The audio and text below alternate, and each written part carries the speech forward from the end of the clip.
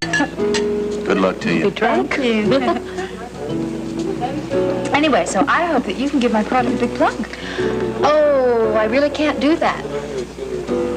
Why not? I mean, all you have to do is say that Erica Kane's products are made with the finest ingredients possible. I mean, I thought the Consumer Reporters told the people what to buy, that what was the best thing.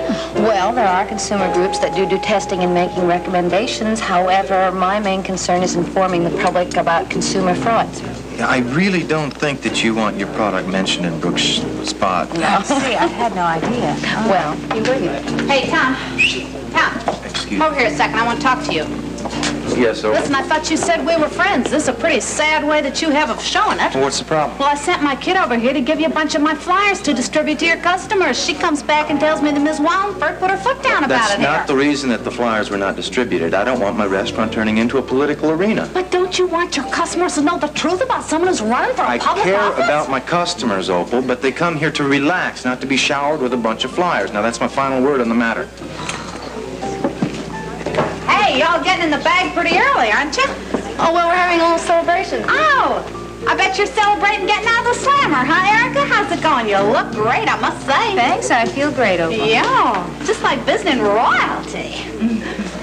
What an attractive pin. Well, thank you. Yes, I love it. It has a lot of sentimental value. If you ladies will expensive, excuse too. me, I'll be right back. Sure, I'll keep your chair warm for you, Tom. I think I might have a sip of your wine while I'm at it. Glad I ran into you, Erica. Hang on this a sec, would you, Brooke? I'm glad I ran into you here because I've been meaning to catch up with you anyway so as I could ask you something. How would you like to donate a couple of $100 to my political campaign? See, I want to get some buttons made which say Opal Gardner for town council with my picture on them. Are you asking me for money? Mm-hmm. Haven't you ever heard of giving a campaign contribution to the candidate of your choice? Opal, I think that I have helped you quite enough. Well, doing what? You haven't done anything for me since you came to the opening of my Glamorama. Your daughter and your son just got work in New York today, thanks to me, because I introduced them to Olga Svensson. Well, that wasn't nothing for me, Erica. Look, this is it. This is all the help you're getting from me. Well, okay. That's the way you feel about it. I won't push you. Oh, that'll be a switch. So, I'll be on my way now. Listen, this won't prevent me from inviting you to my campaign victory party, though, at the end. Because one way or the other, with or without your money, I tell you, I'm going to beat the pants off Langley Wallingford. See you later. I filled this myself this morning. I can't believe that he drank it all. Well, who else? Is he in the house, do you know? Let me just check his office. Yes, do.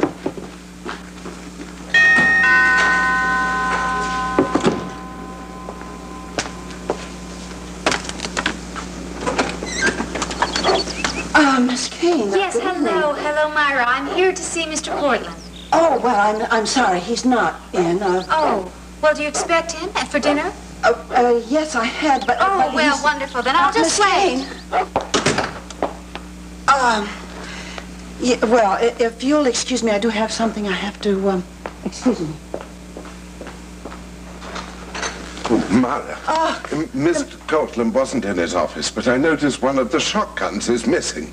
Are you saying that my father has disappeared? Yeah. And he took a shotgun with him? Oh, Miss Kane, I'm sorry. I didn't know you were here. Oh, well, I don't think there's anything to worry about. It's just that, Mrs. Murdoch, if you have any information, perhaps I could help to locate him. Well, actually, all I know is that Mr. Bogart was here earlier, and his visit did leave Mr. Cortland rather upset. Oh, really? Did they have another fight? I don't know that. Well, it's as clear as a bell to me. I mean, Palmer took the shotgun and went after Lars. Oh, not at all. No, I expect he just went for a walk in the grounds. With a shotgun? Well, he did mention that he'd seen some poisonous snakes down by the creek. I think I'll walk down and see if he needs any assistance. Good. Really, he doesn't fool me with that act. I mean, I know that both of you are just as concerned as I am. Well, I don't think you should concern yourself, Miss Kane. It's... Mrs. Murdoch, he is my business partner. I mean, if Palmer does something foolish, I'm the one who's going to suffer. I don't think you should jump to such conclusions. Myra, I know that you know everything. Servants always do. That's a widespread misapprehension. Now, don't hedge. Tell tell me what really lies behind this feud between Lars and Palmer. I can't say. I assume that it's business. No. Palmer told me himself it's personal. And to me, that means only one thing. A woman. Well, if there is antagonism, I'm sure. What an exquisite brooch. Oh. Well, thank you very much. This was Kent's last present to me. I prize it with my life. But back to Lars and Palmer. Now, what is really the story? Who is the woman? If there is a woman, then I think Mr. Cortland should tell you that himself. Serve you. Oh, excuse me. Thank you. Cortland residence. Yeah, Myra, this is Nina. May I speak with my father, please? Ah, Nina, honey, I was just about to call you. What? Is there a problem? Well, yes, now, please don't get excited. I was on the phone to your mother, and there's been an accident. What? Well, it's your father. What's happened, Myra? I don't know, honey. All I know is that Mr. Sloan is taken into the... Did Monique say what had happened? Your mother was rather hysterical, honey, so you know now all that I do. Okay, then I'll go I'm and check on dying it. of Thank you. curiosity. Was there an accident with the shotgun? Is Palmer alive? Well, we'll know that in time, Miss Kane. But if you will excuse me, there does seem no point now in your waiting here. Oh, there's every point. I couldn't possibly leave now. I have to know what happened. Yes, well, as you please, of course, but it might be quite some time. No, someone's bound to call soon. May I have some more hot tea while I'm waiting? Yes, of course. If you will excuse me, I'll just be a moment.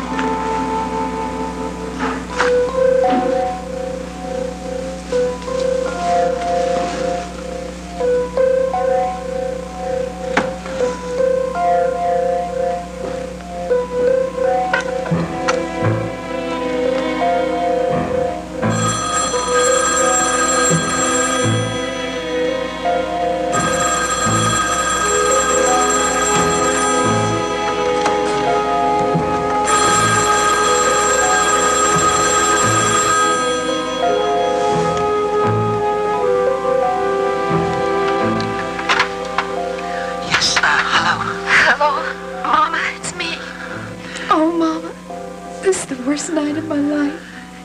Daisy, now just calm down. Tell me what happened. It's Palmer. He came here, Mama, and he shot himself right outside my door. Oh, God, he must have been drunk. Oh, Daisy, now listen. Is he alive? Was he alive when Jasper took him to the hospital? Yes, he was alive. Oh, Mama, why doesn't Sloan call me? Well, how can he call when you are on the phone? I know. I just had to talk to you. Oh, Mama, I feel so guilty. What if he dies? I don't know, Daisy. Why don't you ask Mr. Bogart? I assume he's there waiting to console you. Why don't you leave me alone? No, he left me. He left me alone, too.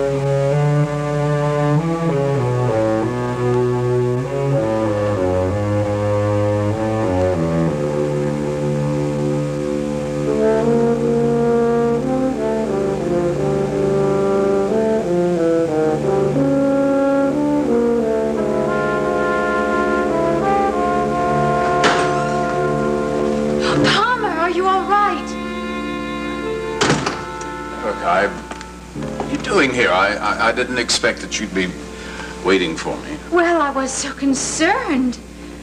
Palmer, I must say something to you. Oh, Erica, please. I really couldn't take a lecture now. No. It's a warning, Palmer. Don't play with loaded guns. I know from bitter experience what that can lead to. I wasn't playing around. What do you mean, you set out to kill Lars Bogart? No, I just set out to scare him. And Monique, too. Now, why bring her into it? Please don't try to deny it. I happen to know that Lars has come between you and Monique.